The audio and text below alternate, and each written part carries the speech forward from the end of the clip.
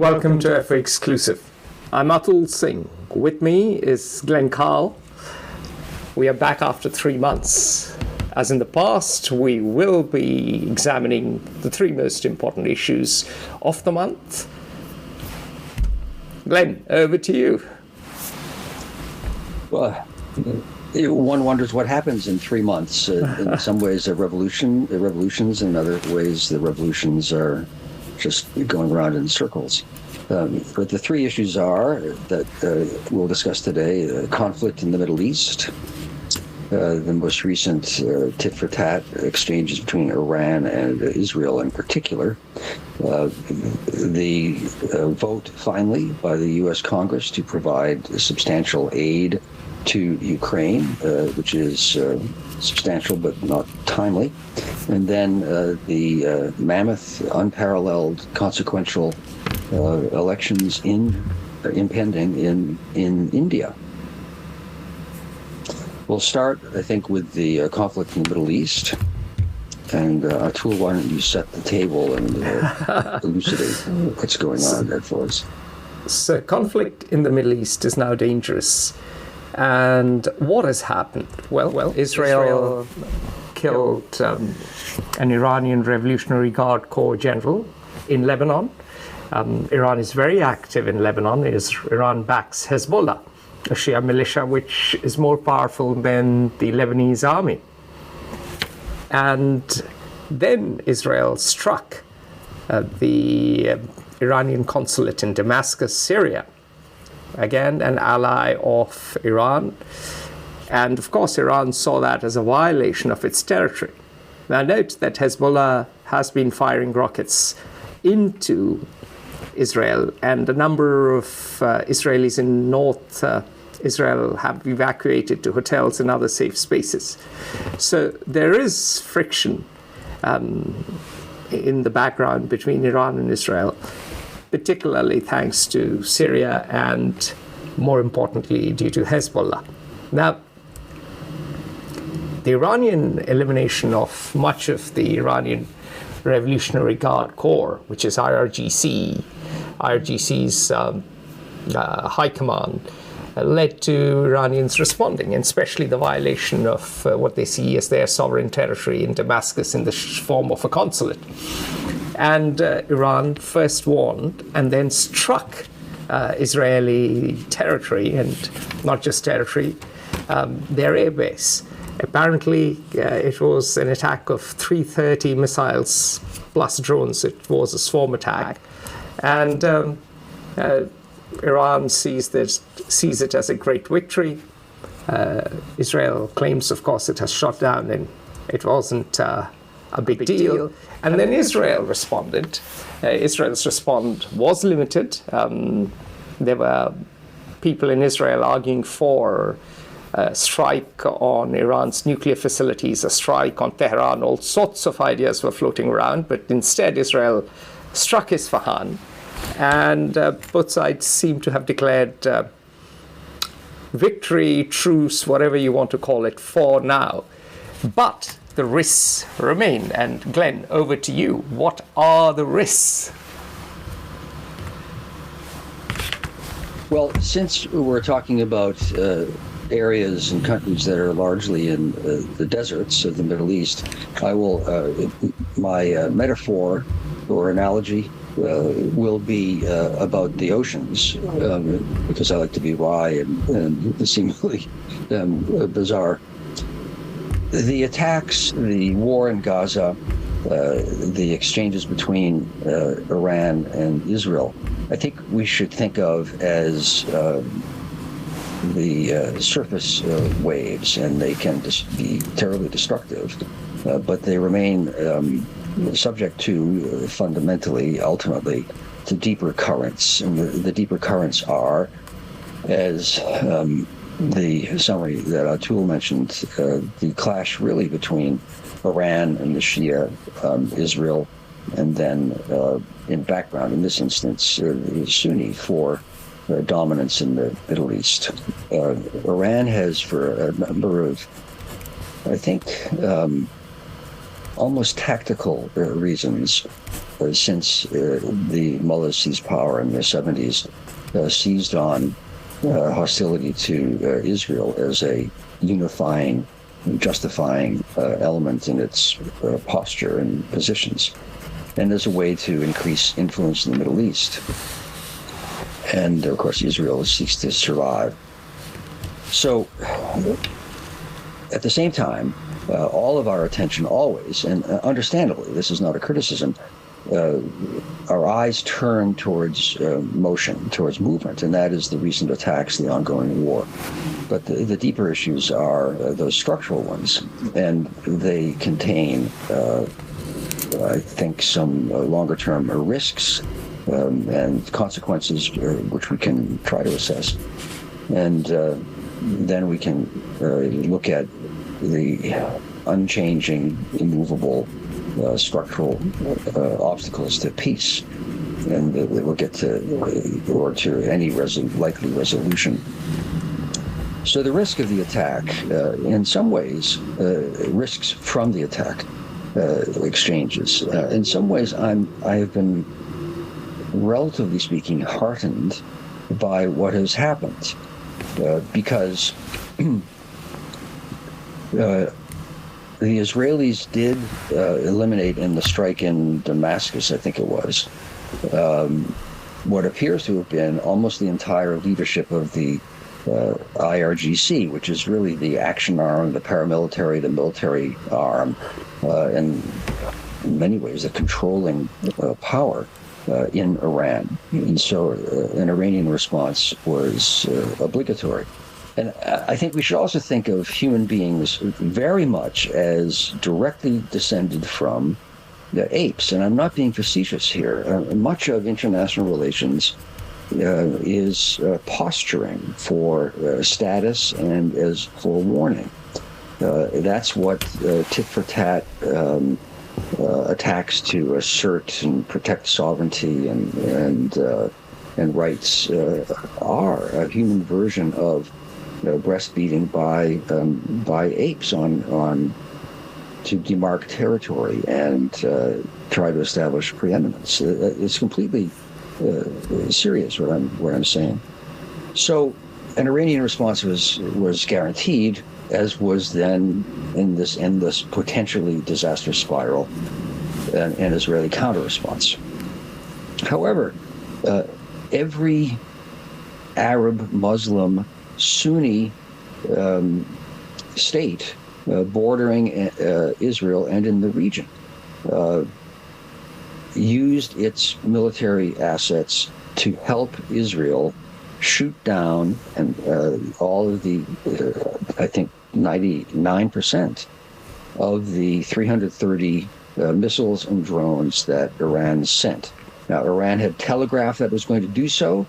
I suspect, though I don't have evidence to substantiate, that Iran intentionally used less capable weapons and approaches in its attack so that the attack would be clear and not lead to a generalized war.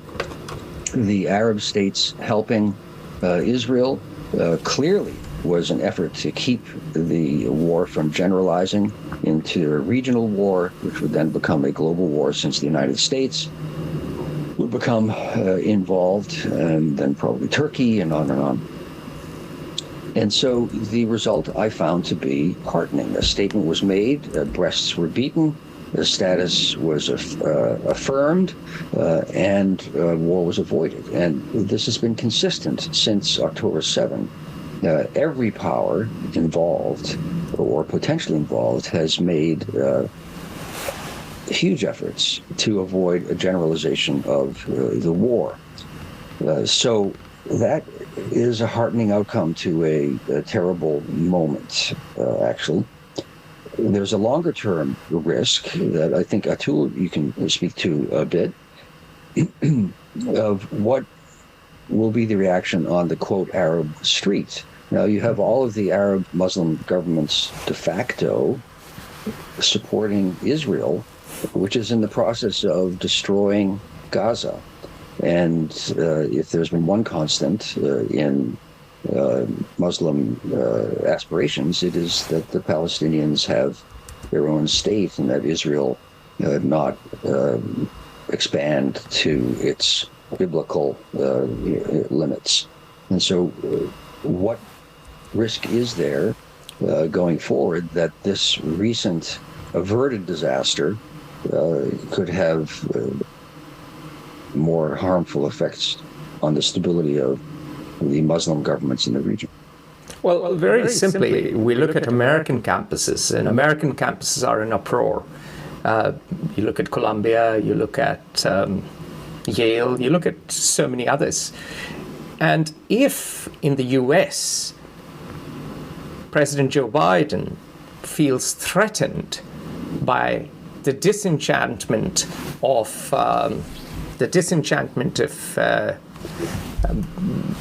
Muslim voters and young voters, then imagine what is the level of disenchantment in Jordan, which did shoot down Iranian missiles and drones. What is the level of disenchantment in Saudi Arabia for all their oil money and funding their people with a lavish lifestyle? Every Arab palace is now further removed from the Arab street. The chasm between the Arab street and the Arab palace couldn't be wider. And that risk may not manifest tomorrow, may not manifest 2 months from now. But just like one day, the Shah of Iran, thanks to his rather lavish parties and his dreaded secret police, Savak, one day the fat lady sang. One day the fat lady may sing for each of these regimes. And there's a real threat of a Muslim Brotherhood style, Hamas style, democratic takeover. It'll be democratic, not exactly in the way we understand it in many democratic countries, especially with long-standing democracies like the UK, the US, France, etc. It'll be democratic in the sense that it will be popular. It will certainly win, let's say, an election, but it'll be authoritarian. It'll be more of a Rousseau's popular sovereignty, more absolutist. And those governments are much more likely to be hostile to Israel than the current ones. We forget that Gamal Abdel Nasser was extraordinarily popular in the Arab world. And of course, Bashar al-Assad, if I remember correctly, no, Hafez al-Assad, were responsible for the 1967, or actually not Assad. I think Assad comes after 67. But the Syrians and the Egyptians led the 1973 Yom Kippur War and nearly succeeded. And so for Israel, this is uncharted territory. Its historic threat has come from neighboring Arab regimes who've largely thereafter abandoned the Palestinian cause. But now the threat comes from Iran, and Iran is using Palestine to A, bolster its regime at home because it burnishes its Islamist credentials, and two, to develop greater popular support in the Arab world. It already has a lot of support amongst the Arab Shias, even in eastern province in Saudi Arabia, which is where you have much of the oil. There is sympathy for Iran amongst the minority Shia population in Saudi Arabia. And now even amongst many of the Sunnis, Iran's stock is going to rise. So the tectonic plates move slowly and imperceptibly. You can't see it on the surface. But I wouldn't be too delighted. I wouldn't be jumping up and down in woolen underwear under the sun, claiming victory of international diplomacy and the entire Sunni Arab regimes opposing Iran yet. Because yes, they have stood by Israel, but they have also deepened and widened the chasm with their own people. And so we could have one day an Arab uprisings too, And on the street, and I have met some young Arabs myself recently who talk of their rulers as Judases who've sold out for 30 pieces of silver. And that is rather dangerous if you are sitting in your palace eating foie gras and drinking fine French wine. I'm a bit less. I don't see this recent event as indicating a shift in that regard. The points you made, I think, have been true for decades, and I think that remains the case. What I do think is a change, though, is I do think that the war on the whole, Israel has turned into a strategic defeat for itself. One can compare my children's generation, they're adults, they're in their late 20s and 30 now, with mine. And the sort of default perspective from an American's perspective, and Europeans, I would say, for my generation was besieged Israel with the moral high ground seeking to survive. It doesn't mean there wouldn't be criticism of Israel and that one would reflexively support anything Israel does. No, but that's sort of the default starting point of thought. In my children's generation, and as we are seeing on campuses across the U.S., the default position now is Israel is strong. Palestinians have been invariably the losers and the sufferers and the oppressed people. And so why cannot Palestinians have the same opportunities as the Israelis? And that informs the perspective for interpreting all events. And the invasion of Gaza has confirmed that attitude. I think the recent attacked exchanges between Israel and Iran have won momentarily some international support or sympathy back for Israel, not to the extent that it would counterbalance the harmful effects of Israel's invasion. And I find it's almost as though, I forget almost as though, strong conservatives of whatever nationality seem to believe that there is a military solution to sociological problems. And the Americans, led by the neoconservatives 20 years ago, in the invasion of Iraq, should have learned the lesson that the American military can destroy anything, defeat anybody, and that's irrelevant. I mean, you mentioned once that the life expectancy of a jihadi was a week in Iraq. Such was the efficacy of the strikes. That's right, but all that was viewed by the population that Americans needed to win over or shape or affect as simply Americans killing defenseless Muslims or people who were defending their homes or trying to assert their own views on how they want to live, rather than we are eradicating terrorists and eliminating the threat. Similarly, this is what's happened, not just predictably, but predicted by the Israeli invasion of Gaza. I was in a conference shortly after the Israelis' response to the October 7th attack, shortly after the invasion of Gaza. And I tried to say that I didn't think a military solution was possible. Co-panelists were some people in the Israeli Defense Forces and from different spectra of political views in Israel. And their reaction was deeply emotional and angry, which anyone can understand. But therefore, I frankly thought struggled to be rational. And they said, yes, we will simply destroy Hamas. And that was never going to happen, and it hasn't. So What have been the consequences? Just to interject.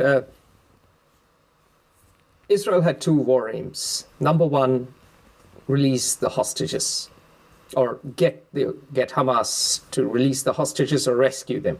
And number two, to destroy Hamas. It has failed in both. Yes, yeah.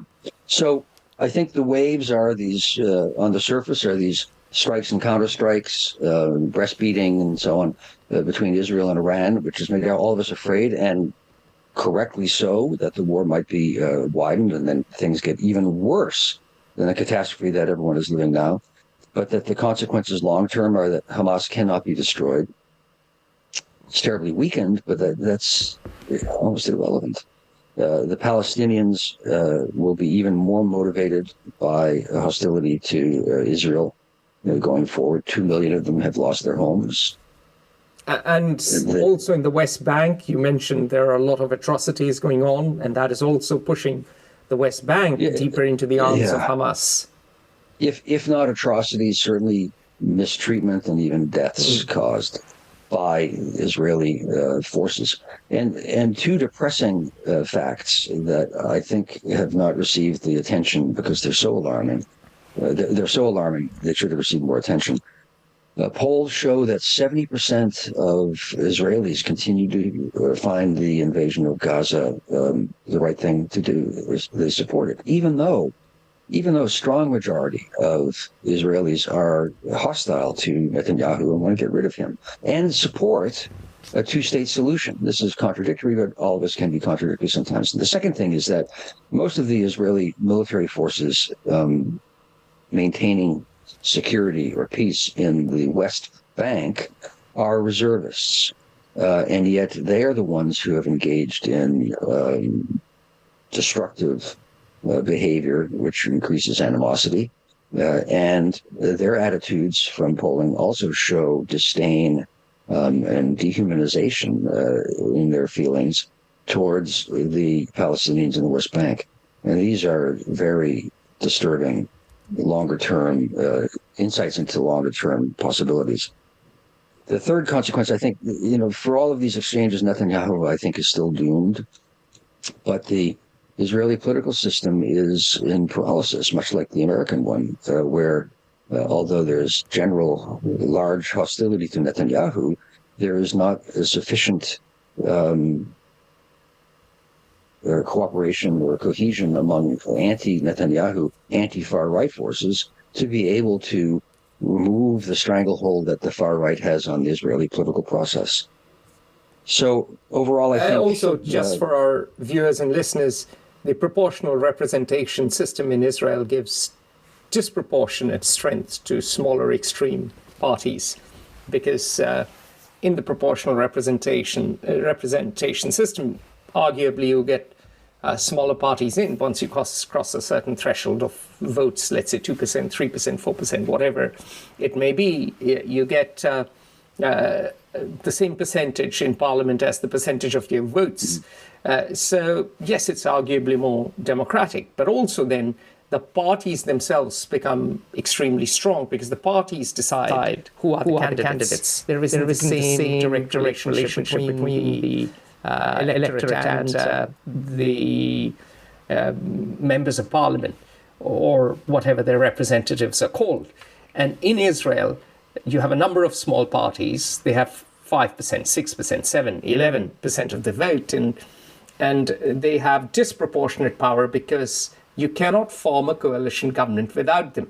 So you have to basically give them their pound of the flesh. So that tilts the Israeli polity towards the far right, also because the ultra-Orthodox have more children and the secular Jews do not have as many children. And demography is destiny, especially in a democracy. So I think that for all the turmoil, my conclusion is a depressing one, that there are three critical nodes that lead to the impasse and continued suffering. And I don't see any of the three having been changed by recent events, and they are that the right wing of Israeli politics is Atul described, maintain a disproportionate influence in Netanyahu hold on power. The Iranian leadership, specifically the Iranian Revolutionary Guards Corps leaders, remain hostile to Israel, and more particularly seeking to extend their influence through their proxies, which is Hezbollah, Hamas, and other destabilizing factions, the Houthi in Yemen. And that Hamas, for all of the suffering, I don't mean to imply compassion towards them, the harm, the damage they have suffered since Israel's counterstrike after Hamas's attack on October 7, Hamas remains a central player because there is no plausible at present successor to lead the Palestinians, and certainly in Gaza. So a depressing tale, but the one silver lining is that the recent exchanges, for all of our fear, I think, have been parried in the possibility of broadening the conflict. Excellent. Which then leads us to another conflict, which is, I would argue, strategically for the Earth, for the globe, more significant than the Gaza war, and that's of course, the war in Ukraine. And I don't think I say that because I'm Eurocentric. Join the conversation at Fair Observer and subscribe to our YouTube channel.